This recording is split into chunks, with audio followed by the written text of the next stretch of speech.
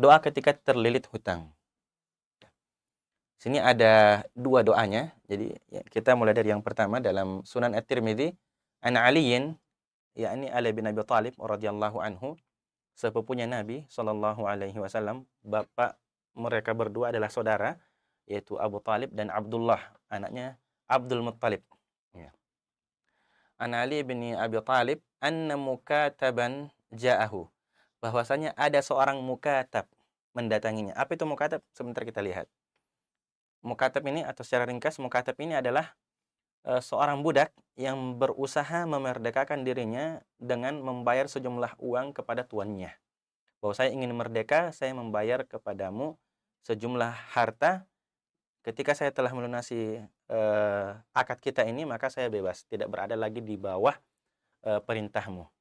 Nah, itu mukatab. Ya, mukatab, orang yang ingin membebaskan dirinya dari perbudakan. Anna mukataban ja'ahu, bahwasanya seorang mukatab mendatanginya, seorang budak mendatanginya. Faqala, lalu kemudian dia mengatakan, inni qad ajaztu an mukatabati fa'inni. Sesungguhnya saya telah tidak mampu untuk mukatabah diriku, untuk saya bisa memerdekakan diriku dengan membayar sejumlah uang. Itu saya sudah tidak mampu lagi. Fa'inni, maka tolonglah aku. Qala, lalu Ali radhiyallahu anhu mengatakan, ala u'allimuka kalimatin. Tidaklah engkau mau saya ajarkan kepadamu beberapa kata yang allamanihinna Rasulullah sallallahu alaihi wasallam, di mana Rasulullah sallallahu alaihi wasallam mengajarkannya kepadaku. Lau kana 'alaika mithlu jabali sayrin, seandainya engkau memiliki hutang sebesar gunung Sayr, ya salah satu gunung, dainan, hutang, addahullahu anka, maka niscaya Allah akan melunasinya untukmu. Qala, qul, lalu katakanlah, Allahumma kfini bihalalika an haramik. Ya Allah, cukupkanlah aku dengan halalmu, an haramik, dari hal yang haram darimu. Wa aghnini bi fadlika amman siwak, dan buatlah aku cukup dengan karuniamu daripada selain dirimu. Jadi doa ini intinya adalah, ya Allah, cukupkanlah aku dengan harta yang halal daripada harta yang haram, dan buatlah aku cukup dengan karuniamu darimu daripada selain dari dirimu, ya Allah subhanahu wa ta'ala. Kita lihat beberapa lafaz dari hadis ini, atau sebelumnya dalam riwayat yang lain, dalam syarah dari kitab Hisnul Muslim ini disebutkan juga riwayat dari Anas bin Malik radhiyallahu anhu. Ya, sengaja kita tidak kutip di sini karena dia satu doa yang dipilih oleh Syekh Sa'id bin Ali bin Wahab Al-Qahtani adalah doa ini.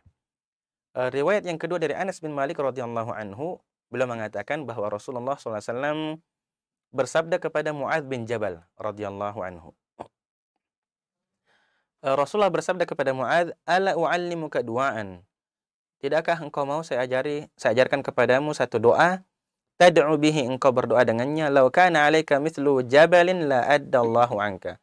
Kalau saja engkau memiliki hutang sebesar gunung, niscaya Allah akan menunaikannya untukmu. Qul ya Mu'adz, katakanlah wahai Mu'adz, ucapkan wahai Mu'adz, Allahumma malikul mulk. Ya Allah yang raja kerajaan ini. Tu'til mulka man tasya, engkau memberikan kerajaan kepada siapapun yang engkau kehendaki. Wa tanzi'ul mulka mimman tasya, engkau mencabut kerajaan itu dari siapapun yang engkau kehendaki. Wa tu'izzu man tasya, engkau muliakan siapapun yang engkau kehendaki. Wa tudhillu man tasya, dan engkau hinakan siapapun yang engkau kehendaki. Biyadikal khair, di tanganmu lah seluruh kebaikan itu. Innaka ala kulli syai'in qadir, sesungguhnya engkau maha kuasa atas segala sesuatu. Rahmanud dunya wal akhirah, rahmannya, pengasihnya dunia dan akhirat. Tu'tihi ma man tasya, engkau berikan itu kepada siapa saja yang engkau kehendaki. Engkau memberikan dunia dan akhirat kepada siapa saja yang engkau kehendaki.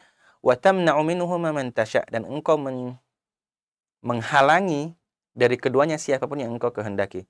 Irhamni rahmatan tughnini biha, rahmatilah aku dengan rahmat yang dengannya aku cukup dengan rahmat itu, an rahmati man siwak, daripada rahmat yang datang selain dari dirimu ya Allah.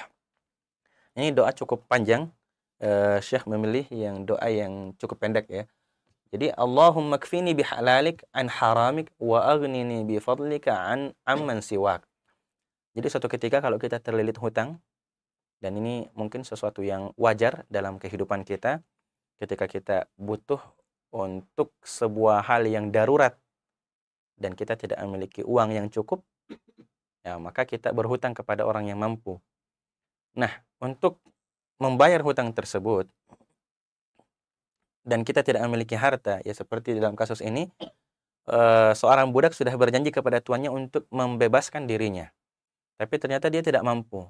Maka diajari oleh Ali radhiyallahu anhu dengan doa yang Rasulullah ajarkan kepadanya, yaitu Allahumma kfini bihalalika an haramik. Ya Allah, cukupkanlah aku dengan harta halalmu, harta halal darimu, daripada harta yang haram yang lain. Wa aghnini bifadlik, buatlah aku cukup dengan karuniamu, amman siwak, daripada karunia yang datang dari selainmu.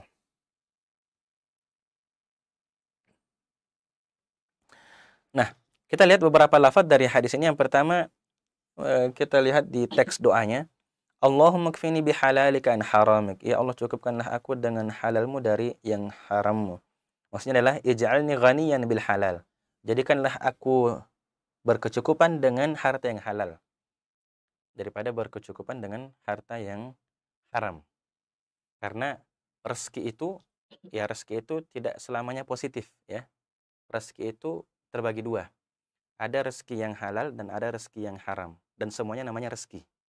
Makanya di dalam sebuah hadis disebutkan bahwa jangan sampai kita mendapatkan rezeki dengan cara yang haram. Nah, meskipun harta itu haram, tapi itu adalah bagian dari kita, tapi diperoleh dengan cara yang haram. Nah, nanti bagaimana ininya itu tergantung hisabnya nanti di hari kiamat. Lalu kemudian wa aghnini bi fadlika amman siwak. Jadikanlah aku berkecukupan dengan karunia darimu ya Allah, daripada karunia yang datang dari selain Allah Subhanahu wa taala. Dan kecukupan yang dimaksud di sini adalah kecukupan yang terbatas ya, karena yang maha cukup sejati adalah Allah Subhanahu wa taala, yang tidak butuh kepada selainnya, yang tidak butuh kepada selain Allah Subhanahu wa taala, hanya Allah sendiri. Adapun kita dan semuanya sangat butuh, baik itu kepada Allah, kemudian juga kepada makhluk Allah yang lainnya. Nah, kemudian dalam hadis ini disebutkan anna mukataban, seorang mukatab. Jadi al-mukatab itu adalah al-abdu, budak ya, hamba sahaya, yang bersepakat dengan tuannya untuk menjadi seseorang yang merdeka. Dan itu syaratnya adalah dengan membayar sejumlah harta yang mereka berdua sepakati di waktu tertentu. Nah, kalau sudah sepakat seperti itu, maka ketika sudah jatuh tempo untuk bayar, silakan dibayar, dan dia kemudian terlepas dari perbudakan, dan dia tidak lagi berada di bawah perintah tuannya, sehingga dia bebas, dia mau kemana saja, mau dia hidup seperti apa, itu sudah bebas, bukan lagi budak yang diperintah-perintah. Nah, jadi mukatab ini sesuatu yang disyaratkan dalam agama kita. Dan inilah bagaimana Islam menganjurkan seorang budak itu membebaskan dirinya jika dia mampu, jika dia tidak dibebaskan oleh orang lain. Kalau kisah Abu Bakar radhiyallahu anhu membebaskan Bilal, nah itu Abu Bakar yang membebaskan Bilal, bukan Bilal sendiri yang membebaskan dirinya. Itu pun ketika Abu Bakar melihat Bilal disiksa oleh Umayyah bin Khalaf.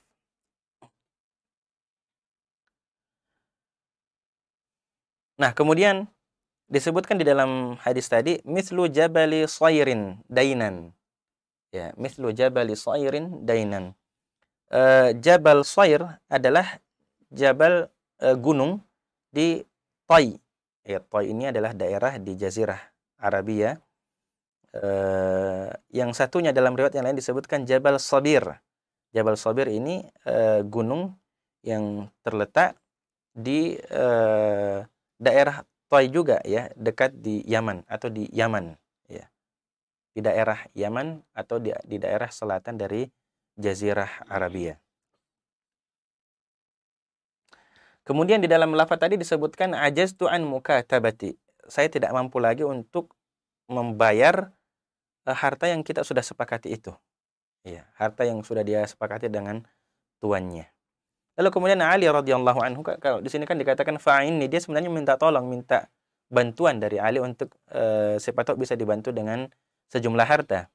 Namun justru Ali radhiyallahu anhu menganjurkannya untuk berdoa kepada Allah, bersandar kepada Allah Subhanahu wa taala dengan mengajarkannya doa yang beliau dapatkan dari Rasulullah Shallallahu alaihi wasallam. Dan ini adalah balasan terbaik ketika Allah Subhanahu wa taala mengatakan dalam Al-Qur'an, qaulun ma'rufun wa maghfiratun khairum min shadaqati yatba'uha adza. Perkataan yang baik dan ampunan itu lebih baik daripada sedekah yang diikuti dengan mengungkit-ungkit.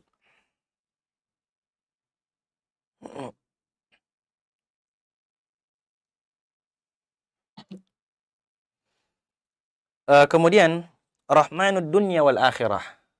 Dalam riwayat yang kedua tadi ya, dalam riwayat yang kedua disebutkan dalam doa yang lebih panjang daripada ini, dalam riwayat Anas bin Malik, Rasulullah mengajarkan kepada Mu'adz bin Jabal sebuah doa ketika terlilit hutang. Nah, di dalam doa itu disebutkan Rahmanud dunya wal akhirah, sang maha pengasihnya dunia dan akhirat. Nah, Ar-Rahman, Ar-Rahim adalah dua nama Allah Subhanahu wa taala yang husna, yang maha indah.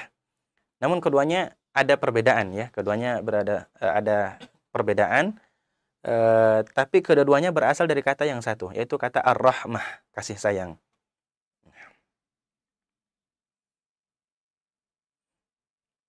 Nah, para pemirsa Ruas TV, beberapa pelajaran penting yang bisa kita petik dari hadis ini. Yang pertama adalah bahwa memerdekakan budak ini di antara ajaran Islam yang begitu baik ya. Dan ini tidak ada di dalam agama lain. Islam datang dengan sebuah ajaran yang menganjurkan untuk membebaskan seseorang dari perbudakan. Dalam beberapa kafarah kita diperintahkan untuk ya, Allah perintahkan di antara kafarah tersebut untuk membebaskan budak. Fakku raqabah, membebaskan seorang budak. Ini tidak ada di dalam agama lain. Justru ketika budak itu ya ada di tangan mereka, justru semakin ditindas dan tidak berusaha dibebaskan.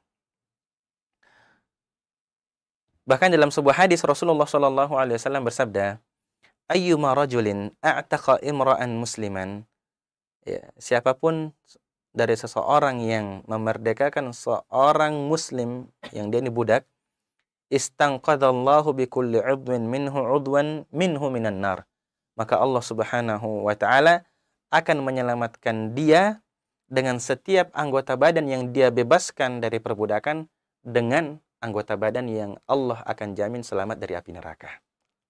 Maka ini luar biasa. Kalau kita memerdekakan budak dengan seluruh jasadnya dari perbudakan, maka jasad kita ini Allah Subhanahu wa taala jamin untuk tidak disentuh oleh api neraka. Ini salah satu fadilah, keutamaan dari membebaskan budak. Di dalam fadilah zikir juga disebutkan, di antara fadilah salah satu zikir adalah seperti membebaskan budak dari keturunan Nabi Ismail alaihissalam. Karena memang di dalam Islam ini memerdekakan budak salah satu ajaran yang sangat, atau salah satu amalan yang sangat dianjurkan apabila perbudakan itu ada. Dan di zaman ini perbudakan itu tidak ada ya, dan di zaman ini perbudakan itu tidak ada. Kemudian di antara pelajaran penting dari hadis ini adalah kita lihat bagaimana Ali radhiyallahu anhu, Ali bin Abi Thalib radhiyallahu anhu memberikan arahan yang baik dengan mengajarinya sebuah ilmu yang didapatinya dari Rasulullah Shallallahu alaihi wasallam. Dan ini juga merupakan keutamaan mengajarkan ilmu yang baru terhadap seseorang yang belum mengetahuinya. Kemudian yang berikutnya adalah anjuran untuk memperbanyak doa ini bagi yang terlilit hutang. Ya, kita bersandar kepada Allah Subhanahu wa taala, mengharapkan harta, rezeki yang halal darinya. Biasanya orang yang sudah kepepet, orang yang sudah terlilit hutang, orang yang sudah dikejar-kejar debt collector, itu bagaimanapun caranya dia harus dapat uang, entah haram entah yang halal. Apalagi kata Nabi SAW, di akhir zaman ini orang tidak peduli lagi hartanya dia peroleh dari yang halal atau yang haram. Yang penting dapat uang, dia bisa makan, dia kasih anak istrinya, dia bisa bayar cicilan, maka apapun itu dia dapatkan, maka dia cari, ya. Padahal ini tidak seperti itu. Justru kita diarahkan, bahkan dalam doa kita mengharap kepada Allah, Allahumma kfini bihalalik, ya Allah cukupkanlah aku dengan harta yang halal darimu. Kemudian yang berikutnya, jika kita terlilit hutang, maka tawakal kita kepada Allah harus lebih kuat lagi.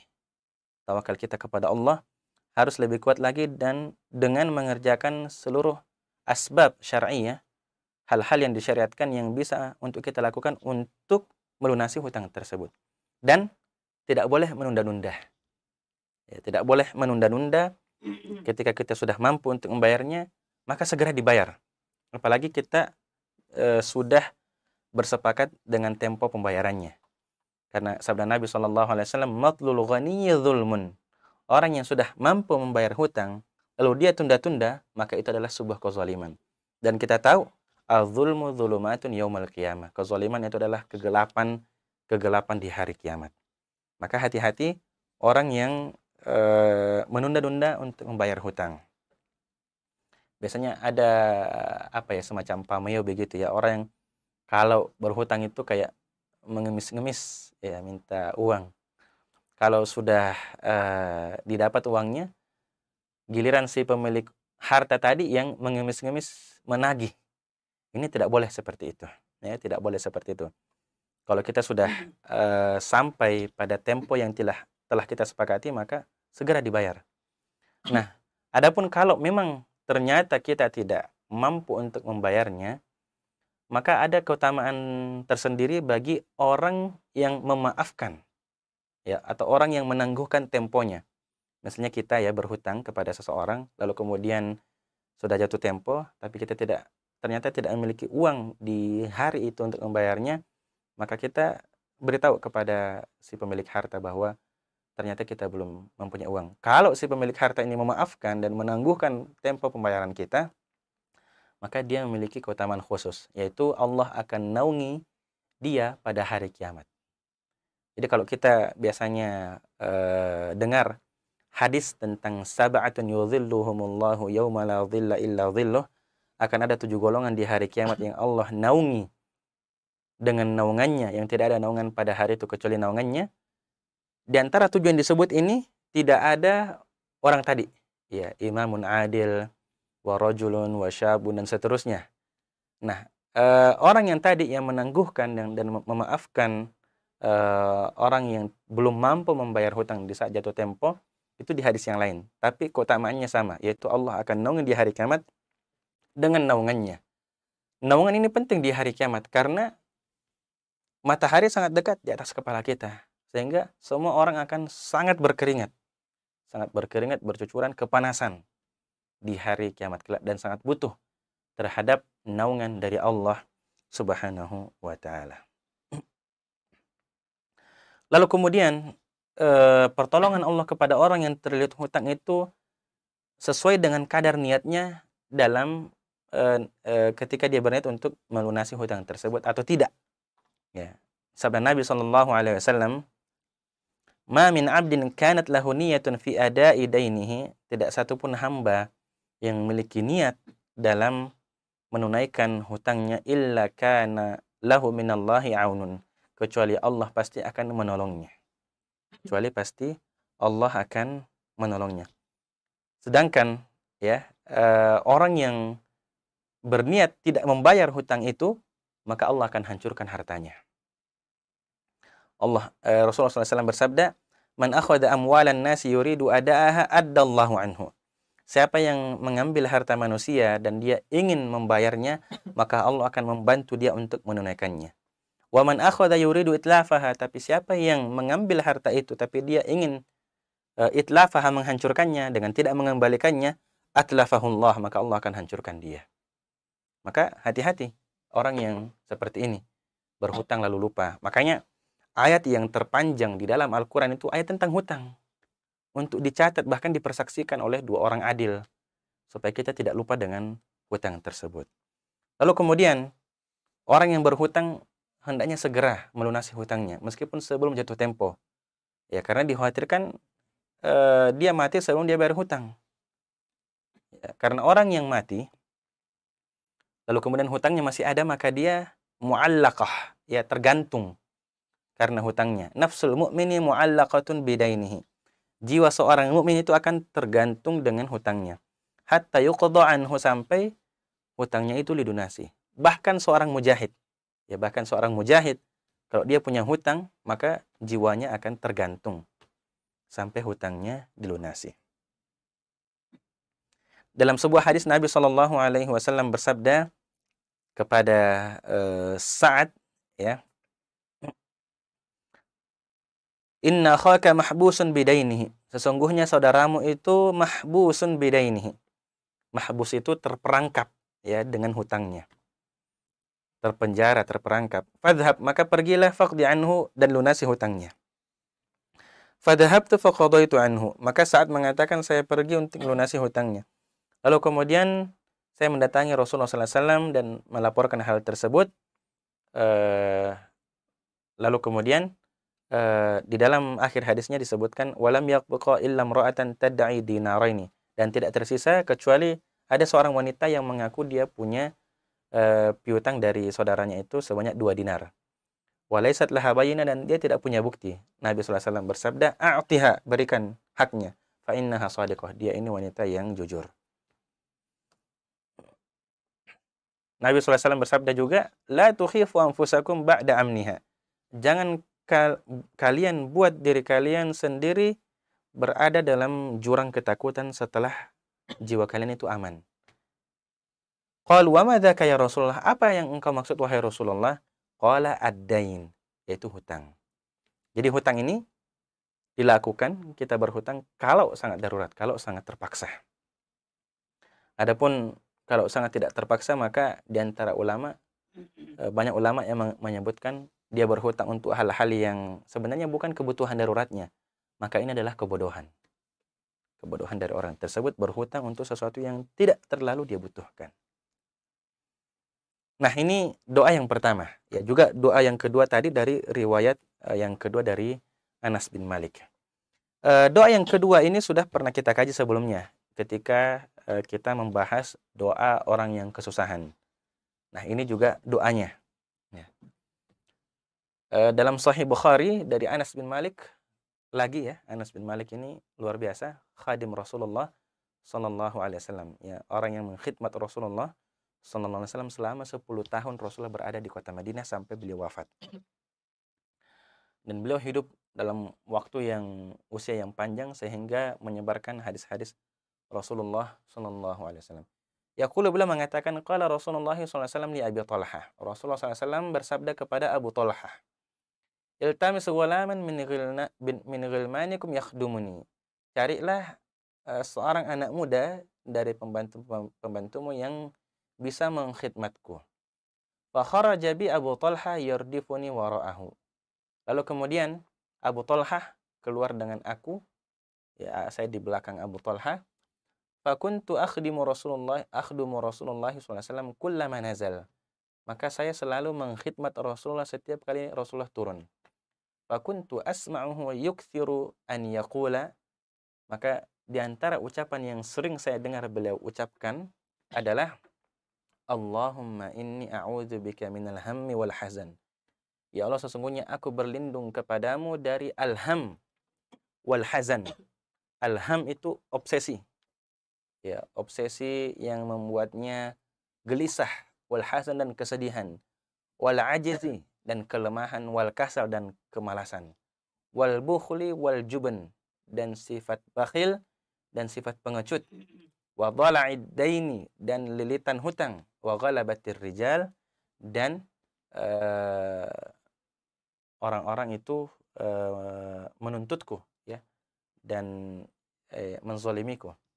Kalau kita lihat ini di antara jawami al-kalim Rasulullah sallallahu alaihi wasallam. Jawami al-kalim adalah ucapan-ucapan yang ringkas dan penuh makna dari Rasulullah sallallahu alaihi wasallam.